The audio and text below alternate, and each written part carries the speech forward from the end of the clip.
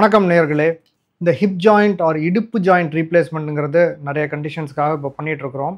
So இந்த hip ரீப்ளேஸ்மெண்ட்லேருந்து recovery எப்படி இருக்கும், நடக்க முடியுமா, வலி இல்லாமல் இருக்குமா அப்படிங்கிறது நிறைய பேர் இந்த சர்ஜரி வர்றதுக்கு முன்னாடி கேட்குற ஒரு காமனான கேள்வி. ஸோ இந்த வீடியோவில் நம்ம என்ன பார்க்க போகிறோம்னா, ஹிப் ரீப்ளேஸ்மெண்ட் முடிஞ்சு ரிகவரி எப்படி இருக்கும், என்னென்ன ஸ்டேஜில் உங்களால் என்னென்ன ஆக்டிவிட்டீஸ் பண்ண முடியும், லாங் டேர்மில் இந்த ஹிப் ரீப்ளேஸ்மெண்ட் நடந்திருக்கு அப்படின்னா உங்களால் என்னென்ன தினசரி வாழ்க்கையில் ஆக்டிவிட்டீஸ் ரெகுலராக பண்ண முடியும் அப்படிங்கிறத பற்றி பார்க்கலாம். நான் doctor Arun Kannan, orthopaedic surgeon from Jayam ortho care Kodambakkam and Apollo hospital Chennai.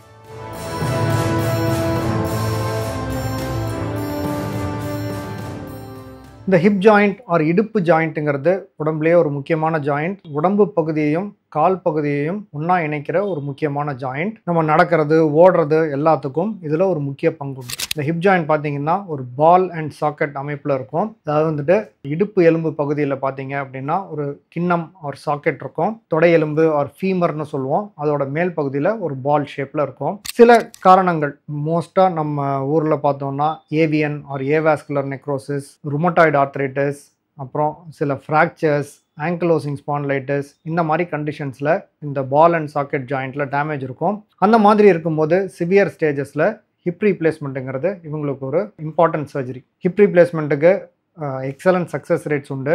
அதனால தான் இதை இந்த லேண்ட்செட் அப்படிங்கிற ஜேர்னலில் ஆப்ரேஷன் ஆஃப் த செஞ்சுரி அப்படின்னு டிஸ்கிரைப் பண்ணியிருந்தாங்க. ஏன்னா இவங்களால நடக்கிறதுக்கு ரொம்ப கஷ்டப்பட்டுட்டு இருப்பாங்க, நல்ல சிவியர் பெயினில் இருப்பாங்க. ஹிப் ரீப்ளேஸ்மெண்ட் பண்ணதுலேருந்து இவங்களுக்கு பெயினில் ட்ரமாட்டிக் ரிலீஃப் இருக்கும், நடக்கிற எபிலிட்டிலையும் ட்ரமாட்டிக் ரிலீஃப் வரும். ஸோ அதனால தான் considered one of the most successful surgeries in entire surgical field. So இந்த ஹிப் ரீப்ளேஸ்மெண்ட்டில் என்ன பண்ணுறோம் அப்படின்னா, இந்த பந்து கிண்ணம் ரெண்டுத்தையுமே சேஞ்ச் பண்ணுறோம். ரெண்டுத்துலேயும் மெட்டால் காம்பனன்ட்ஸ் யூஸ் பண்ணுறோம்.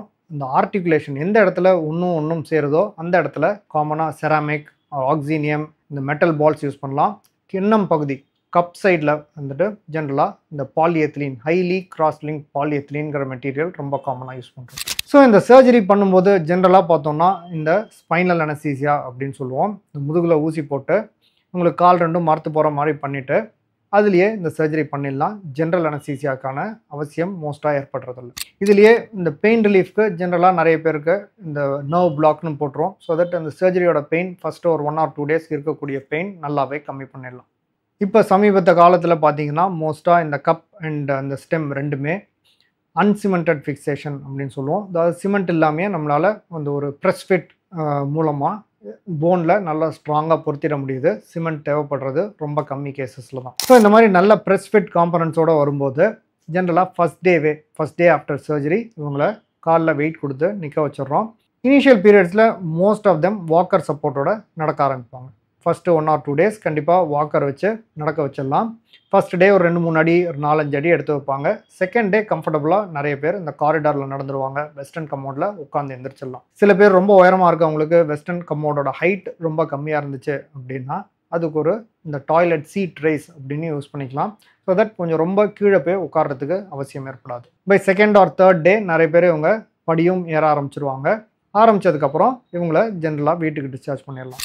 ஸோ வீட்டுக்கு போகும்போது இவங்களால் வாக்கர் வச்சுட்டு நடந்து பாத்ரூம் போய் உட்காந்து எந்திரிச்சு வர்ற அளவுக்கு இருந்துருவாங்க. டெய்லி அவங்களோட வாக்கிங் எபிலிட்டி, நடக்கிற கம்ஃபர்ட், நடக்கிற டிஸ்டன்ஸ் ரெண்டுமே கொஞ்சம் கொஞ்சமாக இம்ப்ரூவ் ஆகும். ஜென்ரலாக பை 1 month பார்த்தோம் அப்படின்னா இவங்களால் வாக்கர் விட்டுட்டு நல்லா கம்ஃபர்டபுளாக நடக்கிற அளவுக்கு வந்துடுவாங்க. இந்த பொருத்திய மெட்டல் காம்பனன்ட்ஸ் பார்த்தோம்னா சிமெண்ட் இல்லாமல் ஃபிக்ஸ் பண்ணுறோங்கிறதுனால அது போன் கூட கொஞ்சம் கொஞ்சமாக ஆசியோ இன்டகிரேட் அப்படின்னு சொல்லுவோம். போனோட ஒரு பகுதியாகவே சேர்ந்துடும். மெட்டல் இருக்கும், பட் மெட்டலுக்கும் இந்த போனுக்கும் இன்டகிரேஷன் நடந்துடும். ரெண்டும் ஒன்றுக்கு ஒன்று. இந்த போன் இந்த மெட்டலில் வளர்ந்து நல்லா பிடிச்சிரும். அதுக்கப்புறம் நல்லா ஸ்டேபிளாக இருக்கும். ஸோ ஜென்ரலி நான் சொன்னேன் 1 monthல வாக்கர் விட்டு நடக்க ஆரம்பிச்சிடலாம், மாடிப்படி ஏற ஆரம்பிச்சிடலாம். பட் சில ஆக்டிவிட்டீஸ் ஹிப் ரீப்ளேஸ்மெண்ட் பண்ணுறப்ப சர்ஜன் பொறுத்து கொஞ்சம் ரெஸ்ட்ரிக்ஷன்ஸ் இனிஷியல் 2 monthsக்கு இருக்கலாம். அதுக்கு பார்த்தோம்னா ஹிப் ப்ரிகாஷன்ஸ் அப்படின்னு சொல்லுவோம். காமனாக ஹிப் ரீப்ளேஸ்மெண்ட் பண்ணதுக்கப்புறம் ஒரு 6 to 8 weeks, 6லேருந்து 8 வாரம் பார்த்தோம் அப்படின்னா முட்டி ரெண்டையும் சேர்த்து வச்சுக்காதீங்க அப்படின்னு சொல்லியிருப்பாங்க.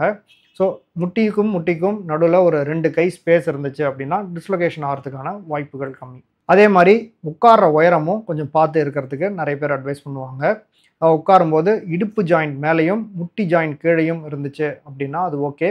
முட்டி ஜாயிண்ட் இடுப்பு ஜாயிண்ட்டுக்கு மேலே வர்ற மாதிரி உட்காந்தோம் அப்படின்னா ஹிப்பில் அதிகமான பெண்டிங் நடக்கும். ஸோ அந்த மாதிரி இருக்கப்போ இந்த டிஸ்லொகேஷனுக்கான ரிஸ்க் கொஞ்சம் இன்க்ரீஸ் ஆகலாம். ஸோ முட்டியும் அகட்டி வச்சுருக்கணும்.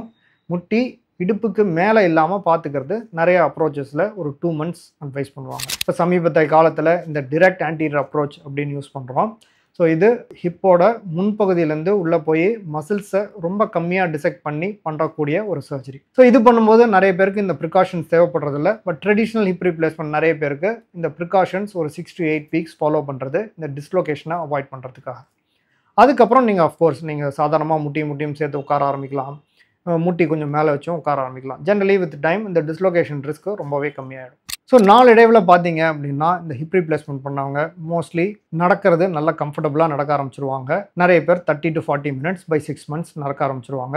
மாடிப்படி ஏறுறதுலையும் ஜென்ரலாக ரெஸ்ட்ரிக்ஷன் இருக்காது. நிறைய பேர் கோல்ஃப் விளையாடுறது, சின்ன மைனர் ஸ்போர்ட்ஸ் விளையாடுறதுலாம் கூட 6 மாதத்துலேருந்து 1 வருஷத்துக்குள்ளே ஆரம்பிச்சிடலாம். ஆண்டி முறை உங்களுக்கு தெரிஞ்சிருக்கலாம், ஒரு ஃபேமஸ் டென்னிஸ் பிளேயர். இவர் ஹிப் ரீப்ளேஸ்மெண்ட் பண்ணி திருப்பி விம்பிள்டனே விளையாடினார். இன்னொரு எடுத்துக்காட்டு அப்படின்னு சொல்லணும்னா ஆர்னால்ட் ஷ்வார்ஸ்நெக்கர், உங்களுக்கு தெரியும், வேர்ல்டு ஃபேமஸ் பாடி பில்டர், அதுக்கப்புறம் அமெரிக்கன் கவர்னராக இருந்தார். இவரும் ஹிப் ரீப்ளேஸ்மெண்ட் பண்ணி நல்லா ஆக்டிவாக இருக்கிறத நீங்கள் நிறைய பேர் பார்த்துருக்கலாம். ஸோ நிறைய பேர் ஈவன் டு ஸ்போர்ட்ஸ் ரிட்டர்ன் ஆகிற அளவுக்கு ஃபங்க்ஷன் தரக்கூடியது ஹிப் ரீப்ளேஸ்மெண்ட். மற்றபடி ரெகுலராக அஃப்கோர்ஸ் நீங்கள் சைக்கிளிங் பண்ணுறது, ஸ்விம்மிங் பண்ணுறது, இதெல்லாம் நிறைய பேர் 2 months ஆரம்பிச்சுக்கலாம். நிறைய பேர் பைக் ரைடிங்கிறது ஹிப்புக்கு அந்தளவுக்கு ஸ்ட்ரெயின் கொடுக்கக்கூடிய ஆக்டிவிட்டீஸ் இல்லை. So bike driving, car driving இதெல்லாம் நல்லாவே இயல்பாக பண்ணலாம். சில விஷயம் பண்ணுறது கஷ்டமாக இருக்கலாம். லைக் சம்பளாங்கால் கட்டி கீழே உட்கார்றது, இந்தியன் டாய்லெட்டில் உட்கார்றது, இது ரெண்டும் அகெயின் டிஃபிகல்ட் ஆக்டிவிட்டீஸ். சில பேர் சப்ளாங்கால் போட்டு உட்கார அளவுக்கு வருவாங்க. பட் இந்தியன் டாய்லெட்டில் உட்கார அளவுக்கு வர்றது வெரி வெரி ரேர். ஜென்ரலி பண்ணாதீங்க அப்படின்றது அட்வைஸ் பண்ணுவேன். அண்ட் அனதர் இம்பார்ட்டன்ட் திங் என்னென்னா, இந்த ஃபங்க்ஷன்ஸ் எல்லாமே பல வருஷங்கள் இவங்களுக்கு நல்லா நீடிக்கும். ஆன் அன் ஆவரேஜ் 100 பேருக்கு ஹிப் ரீப்ளேஸ்மெண்ட் பண்ணோன்னா 20 yearsல ஆல்மோஸ்ட் 90% சக்ஸஸ்ஃபுல்லாக தான் இருந்துகிட்ருக்குறாங்க.